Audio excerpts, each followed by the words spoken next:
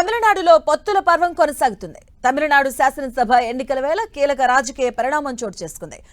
ఎన్డీఏకు check పెట్టేందుకు రామదాస్ కు చెందినటువంటి పీఎంకేతో శశికళ పార్టీ ఏఐపీటీఎంఎంకే చేతులు కలిపింది. మాజీ సీఎం జయలలిత సన్నిహితురాలైనటువంటి శశికళ ఇటీవల ఆల్ ఇండియా తలైవర్ మక్కల్ కజగం ఏఐపీటీఎంఎంకే పార్టీని స్థాపించింది. ఎన్డీఏపై గుర్రుగా ఉన్న శశికళ పార్టీ పీఎంకేతో పొత్తు కుదుర్చుకుంది. తమిళనాడులోని అన్ని సీట్లలో పోటీ చేయాలని పార్టీ ఏఐపీటీఎంఎంకే అలాగే పీఎంకే నిర్ణయించాయి. ఈ పార్టీ పొత్తులతో తెవర్ పన్యర్ సామాజిక వర్గాలను ఏకమయ్యే అవకాశం ఉంది.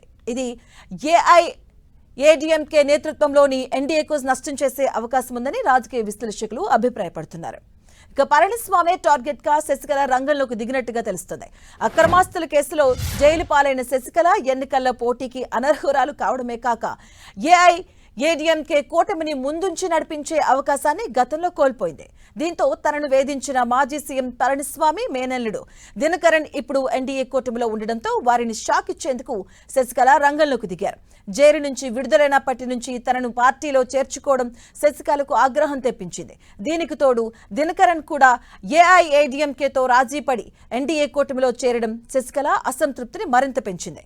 గత ఎన్నికల్లో తేవర్ ఓట్లు చేరడం ఏఐడీఎంకే ఓటమికి కారణమైంది. శశికళ కొత్త కూటమి ద్వారా తిరిగి ప్రవేశించడం చూస్తే ఈ ఓట్ల పునాదిని ఆమె మరింత విచ్ఛిన్నం చేస్తుందని భావిస్తున్నారు.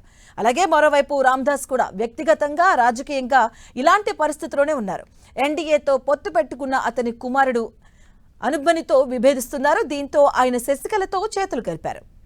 తమిళనాడులోని వన్యార్ తేవర్ ఓట్లను ఈ రెండు పార్టీలు ప్రభావం చూపనున్నాయి.